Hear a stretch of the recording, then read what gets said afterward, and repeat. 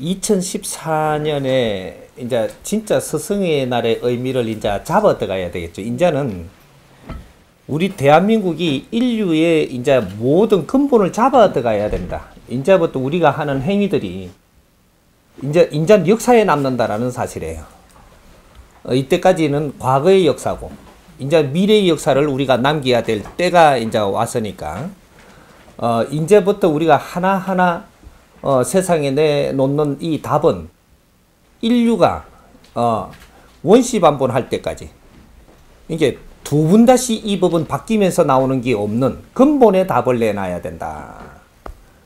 그래야 홍익인간들 세상이 되는 겁니다. 오늘 스승의 날이라 하니까 스승의 날을 의미를 한번 풀어봅시다. 이때까지 우리가 성생이 세상에 많이 나왔습니다. 성생들. 스승과 성생은 달라요. 그런데 우리가 이때까지 스승의 날이라고 하면서 이렇게 우리가 그 2차 대전 이후죠. 근대에 우리가 스승의 날이라고 칭호를 하고 이게 얼마 안 됐을 겁니다. 몇십 년밖에. 그렇게 해서 스승의 날을 칭호를 하고 스승이라고 대접도 하고 많이들 우리가 이제 그런 날을 누려봤죠. 누려봤는데 오늘날 어떻게 됐냐? 오늘날 스승이라는 게 과연 존재할까라는 의문이 나옵니다. 우리가 어릴 때는 지금 우리가 지식인들, 2차 대전 이후로 첫 지식인들, 이제 새로운 지식인들이 우리 민족으로서 이제 태어나기 시작을 했는데, 우리가 몇십 년 동안 우리가 하는 행위들이 전부 다 우리가 써봤는데, 몇십 년 써보고 나니까 과연 이게 진짜일까? 의문이 갈게 지금 됐다라는 거죠. 어릴 때 우리가 10여 년, 20년 쓸 때는 몰랐는데 한 30년이 지나면 40년이 지나고 하니까 이게 바른 것일까? 우리가 쓰고 있는 것들이 다시 한번 잡아봐야 되지 않을까? 요런 게 지금 나오고 있는 지금 현실이죠. 그러면 스승과 성생이 어떻게 다르냐? 우리가 이 의미부터 조정을 해봐야 됩니다. 성생이 나오면 지식을 가리키고 서로 간에 이 모르는 우리가 지식을 가리키면서 서로한테 힘이 되는 거죠. 이게 성생들이 나오는 시대라고 이야기하는 겁니다. 많은 선생님들이 나오셨죠. 그렇게 해서 우리가 모르는 지식을 무난히 우리한테 전달을 하고 가르치고 이끌고 했었죠. 이렇게 했는데 그러면 스승은 나왔을까? 선천세계, 선천시대는 스승이 나올 수 없는 환경입니다. 지식을 배우는 성생은 나올 수 있어도, 지식을 우리한테 가르쳐주는 성생은 나올 수 있어도 선천시대에는 스승이라는 게 나올 수가 없는 시대다 이 말이죠. 그러니까 이때까지 이게 무슨 소리냐? 이때까지 인류에는 스승이 나오지 않았다 이 말입니다. 누가 말하기를 선지식이 나왔다, 깨달은 사람이 나왔다, 오만 소리를 다 했지만 이것도 하나의 그 분야의 성생이었었다. 스승은 나온 적이 없다 이 말입니다. 이걸 어떻게 증명을 하느냐? 스승이 이 세상에 나오면 오늘날처럼 이런 세상이 안 됩니다. 될 수가 없어. 깨우치고 지혜를 여신 스승이 나오면 오늘 우리의 삶, 어려운 삶, 이런 환경으로 거꾸로 돌아가지는 않게 돼 있다 이 말입니다. 이 세상에 스승이 되는 사람이 단 한 사람만 나와도 이 세상은 발전해 가면서 후퇴되는 법은 절대 이루어지지 않는다 이 말입니다. 한때 우리는 좀 좋았다가 지금 망해가고 있는 겁니다. 좋았다가 길이 없어. 스승은 길을 알려주는 분이 스승이에요. 길을 누구를 가르쳐주냐? 한 사람만? 아니에요. 만인이 가는 길을 가르쳐주는 분이 나와야 스승이 나왔다라고 하는 겁니다. 한 사람 가리키는 거나 수억만 명 가리키는 거나 가리키는 건 똑같은 거예요.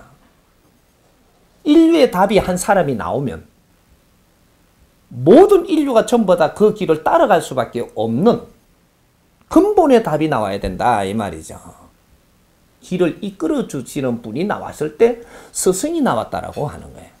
우리한테 지식을 가리키는 사람이 아닌 우리가 살아나가는 길을 인도해 주는 분, 이분이 나와야 스승이 나왔다라고 하는 겁니다. 그러면 이때까지 이 지금 사회에서 나온 이게 선생입니까? 스승입니까? 우리가 분별을 해보자라는 거예요. 이제는 이때까지는 우리를 가르쳐주는 선생님들은 많이 나오셨다. 그 사람들이 나쁘다 하는 게 아니고 못하다 하는 소리가 아닙니다. 선생과 스승은 구분해라는 거죠. 이제 앞으로는 그래서 이때까지 선생님들이 많이 나오셔서 우리는 많은 가르침을 받았고 우리는 훌륭하게 성장을 했다. 요겁니다. 훌륭하게 성장을 했는데 다 성장을 해가지고 전부 다 여기서 봉착돼가지고 수독됐다 이 말이죠. 더 가지를 못하고 여기서 전부 다 수독돼가지고 정지하고 있는 겁니다. 왜? 지식은 다 우리가 가르침을 받았는데 지혜를 열 수 없구나. 왜? 스승이 없었어. 자연의 근본을 모르는구나. 우리가 그런 거를 따주고 가르쳐 줄 사람이 없었다라는 얘기죠. 내가 지식을 갖추었으면 지식을 갖추게 하는 것은 선생이 할 수 있지만 그 지식을 갖춘 거를 너가 빛나게 사는 것은 스승이 와야지 그 빛나게 살게 해준다 이 말입니다. 내가 경제는 갖추었지만 이 경제라는 힘을 가지고 내가 빛나는 인생을 살게 해주는 것은 스승이라야 해준다 이 말입니다. 재주는 갖추었지만 이 재주를 가진 사람이 아주 빛나게 살게 해주는 것은 스승이 해주는 겁니다. 이제 선생과 스승의 구분이 조금씩 나오죠. 선생은 우리한테 무한한 지식을 가르칠 수 있다. 힘이 없을 때 힘을 갖추어 줄 수 있다. 하지만 스승은 너희들 힘을 갖추어 주는 것이 아니다 이 말이야. 힘은 다 가지고 있으되 그 힘을 바르게 쓰지 못하니 그 얼마나 애통하고 이렇게 해서 그 힘을 바르게 쓸 수 있도록 이끌어주는 길을 찾아주는 그런 분이 스승입니다.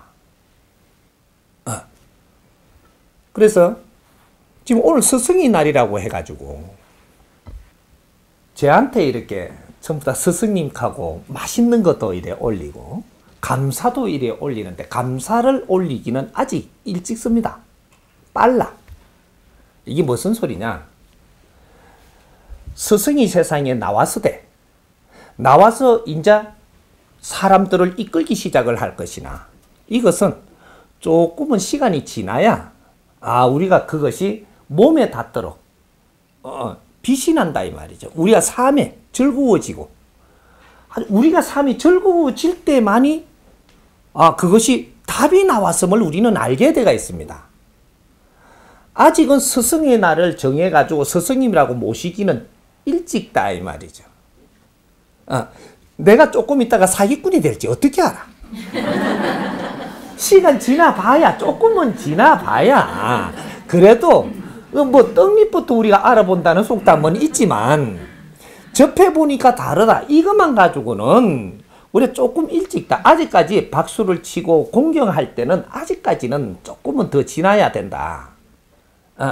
아무리 안 돼도 이제 한 20년 정도 한 15년 20년은 돼야 우리가 그 은혜를 언덕을 받아가지고 즐거운 세상이 열리고 있다. 이래 될 때 그분을 모시고 존경하고 받들고 이렇게 시작이 되는 겁니다. 이게 이제 후천 시대가 돌아왔고 2013년도부터가 후천 시대입니다. 이 후천 시대가 돼야 그래서 선천 시대에는 2012년까지는 선천시대라고 해가지고 모든 이 사회에 빚어내는 것이 아주 모순을 빚어내고 또 거기서 지식을 빚어내고 무한한 이렇게 진화 발전을 하는 겁니다. 진화 발전하는 시대가 선천시대라고 하는 것이고, 그래서 2012년 12월이 돼서 동짓날로 기하를 해서 이 지구 종말까지 소리가 나올 정도로 인류가 떠들었던 겁니다. 맞습니다. 끝이죠. 무슨 끝이냐? 선천시대 끝이다. 이거는 진화 발전하는 시대를 마감한다. 후천시대가 남았는데 요까지는 얼만큼 우리가 시계바늘을 보면 이까지가 이 지구가 어디까지 왔느냐, 이 지상이 70% 시간이 완 겁니다. 3대 7의 법칙으로 이 지상의 모든 걸 빚어내고 모든 것을 다 이렇게 힘을 갖출 시대까지는 70%가 운행이 됐다 이 말입니다. 이 지상이 70%가 운행이 되고 나니까 모든 지식을 이제 전부 다 이게 일으켰고, 진화 발전이 끝났고, 모든 모순을 빚어냈고, 이런 사회의 환경이 지금 우리가 살아나갈 환경이 다 만들어졌다 이 말이죠. 이렇게 해서 선천시대가 마감하는 겁니다. 30% 남은 이 후천시대는 이 모든 모순을 바르게 우리가 접근을 해가지고 우리 앞으로의 미래에 우리 이제 인간들이 아주 업을 소멸하는 시기. 그러니까 이제부터 내가 세상을 바르게 살아가지고 내 업을 소멸한다 이 말이죠. 내 업을 소멸하면 어떻게 돼요? 내가 빛납니다.